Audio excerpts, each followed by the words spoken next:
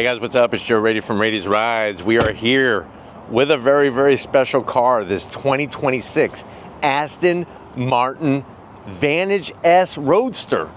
I wanted to do one of those deeper dives because this is an all-new car, a very special car, and heck, who's gonna say no to do more on-throttle action in it? So why don't we go ahead, let's find out what is it like to live with. We talked about the review of this car, but what is it like to live with this 2026 Aston Martin S? Why don't you strap yourself in and we're gonna go for a little drive.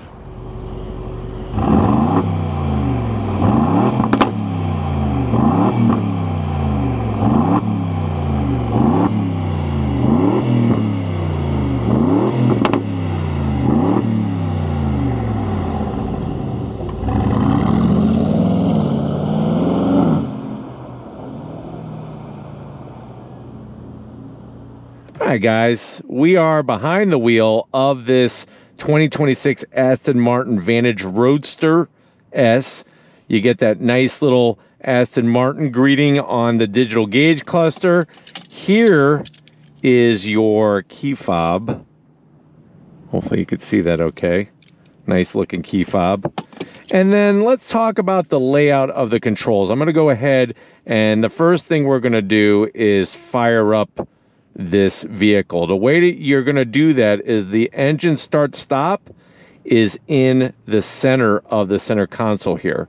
Really good looking switch gear. Step on the brake, of course. And then the V8 roars to life. You get a nice little Aston Martin greeting on the infotainment system. And then we have the layout of all of our switch gear, instrumentation, and everything else. So on the driver's side door, you're going to have the button down here to release the trunk. You actually hold that for a few seconds and then it pops up. You also have your switch gear here for your side windows and your side mirrors. Now, when it comes to the wheel itself, it is a power tilting and telescoping wheel. To adjust that, it's going to be a little stubby stalk on the left-hand side of the wheel. You got your up and down, and then forward and back. So tilting and telescoping wheel, full power. We have our metal paddles that are attached to the steering wheel, not the steering column. And then you do have your turn signal stalk with your windshield wipers. Lights are going to be lowered down on the side here. That's where you're going to adjust your lights to turn them on, off, keep them in automatic, whatever you want to do. Now, when it comes to the steering wheel itself, you do have the thumb operated controls. It is on gloss black, which is a bit of a zonk, but if you want to change up the instrumentation of what's displayed, it's very easy. Now, this little square here on the right-hand side of the wheel, you're just going to like glide your finger or your thumb over it, and it actually changes the information that's in the right hand display. Now, to make any major changes, you can go to things like view. So I'm going to bring this back up here. Now I'm going to go through the different options. Like, for example, if I want navigation to be displayed, there's your navigation in the digital gauge cluster. If I want to go to say the actual view setup, you can go into trip assist. That's going to give you all that other information there on the right. And then to make any other adjustments, everything is going to be on the steering wheel. Your audio controls, the left hand side has your cruise control switch gear. So very well laid out on the steering wheel. Now on the infotainment system, this is where you're going to have physical tumble knobs for your temperature. It's a dual climate control system. You have your little shifter for your 8-speed automatic, blower fan, your volume, and then you'll notice I just turned on the seat heater. So you're just going to tap to turn your heated seats and your ventilated seats on and off. And then you have, of course, all the other things like traction control, your suspension, if you want to stiffen that. Now, you could do that by tapping and turning it on, activating it, or depending on what mode you're in, that's going to make those adjustments as well. So you can see when I'm in track, everything is fully illuminated here. You do have a power on and off button for the audio controls, and obviously to shift manually, you're just gonna hit that manual shift. Now, I don't know if you noticed, but to change the mode, you actually twist the knob that's part of that engine start stop. And then across the top here, you have some physical switchgear for things dealing with the AC. Also lock and unlock the doors, your defrosters. And then when it comes to infotainment system, we hit car. You can go into your drive modes. You could activate your telemetry, have those extra gauges, any of the assistance. Now, one thing to point out, every time you get in, if you don't want it to warn you about you going above the posted speed limit, you need to go into custom to shut that off, or I prefer just to have all of the beeps and the dings and the dongs, everything shut off. So I don't need any assistance. I've been driving for quite a while now. You could adjust anything with your ambient lighting, your courtesy lighting, and then of course we have things dealing specifically with your vehicle, and then parking as well. So all of that is when you hit the little Aston Martin car icon. Then you're gonna have your audio, of course, and then your navigation. So everything is well laid out, trying to figure out how to get through the infotainment system. Going into reverse, you'll notice the cameras, great camera quality. That's gonna help if you're gonna daily drive one of these, is gonna be the cameras. And then down on the side here, this is where you're gonna find all your seat controls. So you have your memory seat settings, all your power seat control settings are on the inboard side of the center console. Obviously the passenger has theirs on the opposite side. And then the other important part of this equation is gonna be the switchgear here to drop the top. Other than that, I mean, everything, like I said, is well laid out in here, and really makes sense once you get the hang of it. I do like the changes that they made to the interiors. The older infotainment system was very archaic, very cumbersome, and just was a real pain. But why don't we go ahead, let's take this for a spin, put it in reverse, real simple. Just take that shift lever, go into reverse. There's our cameras, and we're going to back out. Just got to wait for this one car coming around the corner here. All right, here we go. So backing on out. Really, really easy to drive, believe it or not, once you get the hang of it. Visibility is actually really, really good out the front. And it's interesting because one of the things I've always noticed with Aston Martins is that the dash, the front portion of the dash, sits very high. But once you get used to it, you actually feel really snug as a bug in this vehicle, which is a nice thing to experience, of course. I'm gonna go ahead and move the steering wheel a little bit. Like I said, that controls all on the left-hand side of that steering column.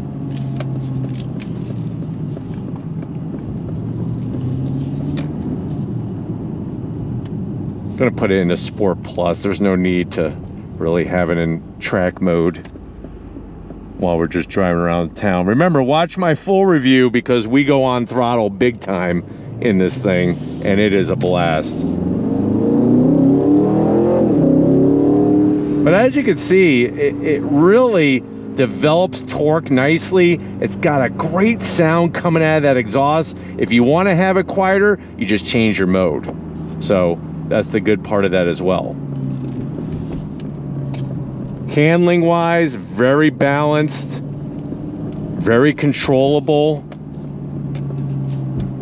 And just, like I said, all that engineering, I know a lot of people forget about Aston Martin, but it's like all of that engineering and technology that they've done over the years, it's all poured into this vehicle.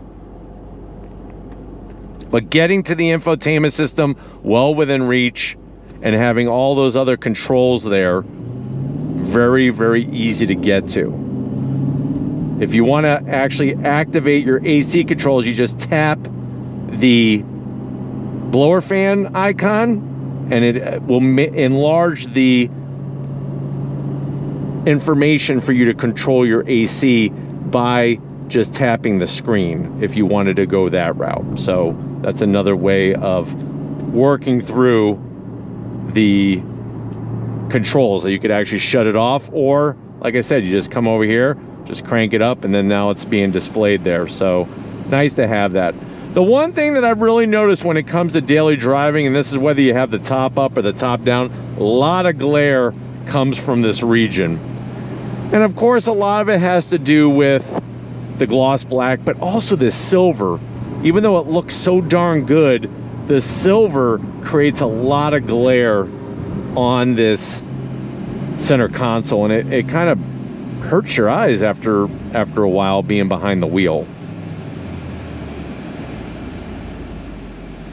You do have a nice gear indicator. You have your temperature, coolant temp, tachometer in the center, and then you do have your speedometer right there as well, and then your fuel gauge. That's one way to have the information displayed, or you can go ahead and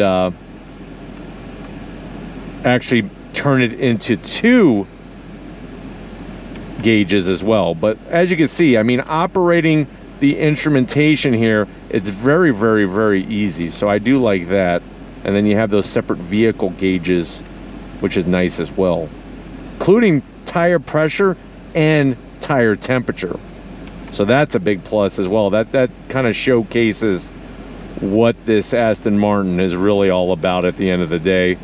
And then of course you could have the navigation there, but all the finishes in here, the leather, this carbon fiber is great. You got the Bowers and Wilkins premium sound system.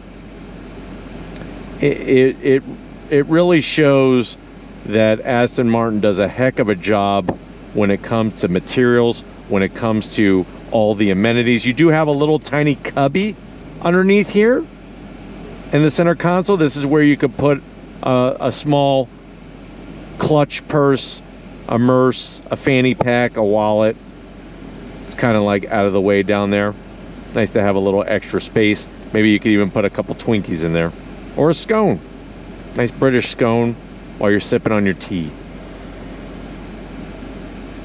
But very, very nicely appointed. But also the seating position, like to get the seating position down, it's really, really maneuverable. You have 12-way adjustable seats, and then of course the steering wheel really allows you to be at home behind the wheel of this Aston Martin Vantage S Roadster.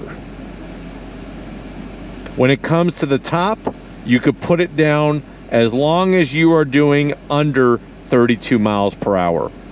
And it's actually a very fast top to put up and down. We'll put it down in just a few seconds here once we get rolling again. Just to have some air circulation would be nice, because it is a hot sunny day. All right, here we go, pulling away from the light. Nice smooth shifts, and I have it in Sport Plus. If you want even smoother, you can do that as well, all by going into a different mode. So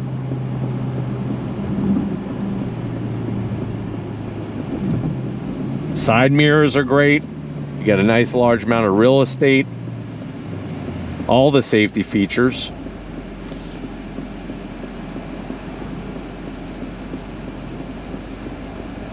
Pedal box has lots of room, even for people with larger feet like myself. I wear a size 12. And when you have the top up, it actually is a very generous amount of room, which is good. Lots of headroom with the top up. And remember, I'm 6 feet tall, so plenty of headroom. But even though the dash is a little high, the A-pillars are pulled very, very far apart. give you nice visibility.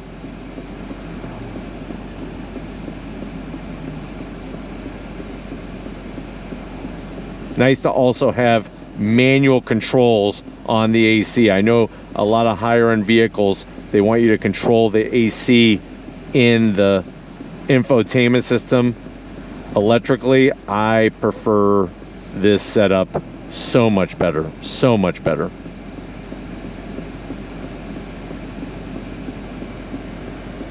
But the seats are comfy. The fact that they're heated and ventilated is a huge plus. And if you are an audiophile, you are going to be very happy with the Bowers & Wilkins 15 speaker sound system. It's super clear, and you have enough wattage to get the power. For me, it's all about hearing that twin turbo 4-liter V8, 670 horsepower, 0 to 60 in 3.9 seconds is pretty phenomenal when you think about it at the end of the day. But here we go. I'm gonna go ahead and put the top down while we're rolling. Like I said, up to 31 miles an hour. Top is down, I got a chime. I'm gonna put the side windows up just to block out some of that sound, but as you can see, you don't get a lot of buffeting in the vehicle, so if you're gonna daily drive this convertible and you like to have the top down, you're not gonna get a lot of buffeting whatsoever. You hit manual, and then that's gonna allow you to manually shift with the paddles, which is great. See how the gear indicator changes?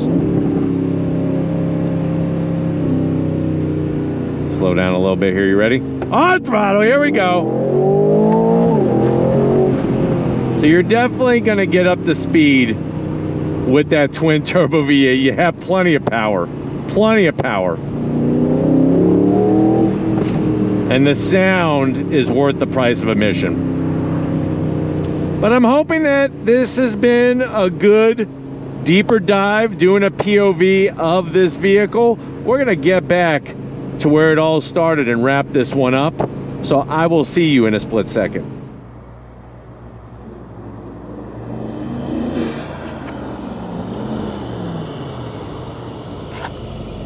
Alright guys, like I said, always a good time to spend more of that driving experience behind the wheel of this 2026 Aston Martin Vantage S Roadster. Let me know what you think. Were you happy with the controls, the functions of things like the infotainment system, the buttons on the steering wheel, and all the other creature comforts, plus the driving of this vehicle, being able to park it and drive it on a daily basis? Let me know your thoughts down in that comment section, but if you're new to the channel, you're on your way out, hit that subscribe button. I promise you it's worthwhile coming back for more. If you are a subscriber, thank you for being part of the Raised family. Gotta give it up to Latte Lori. She's always working the magic, no matter what the car is, no matter what time of day it is, no matter what time of year it is. She always does her best. So thank you, Lori, for all that you do, and just like always, guys, I'll see you on the next ride.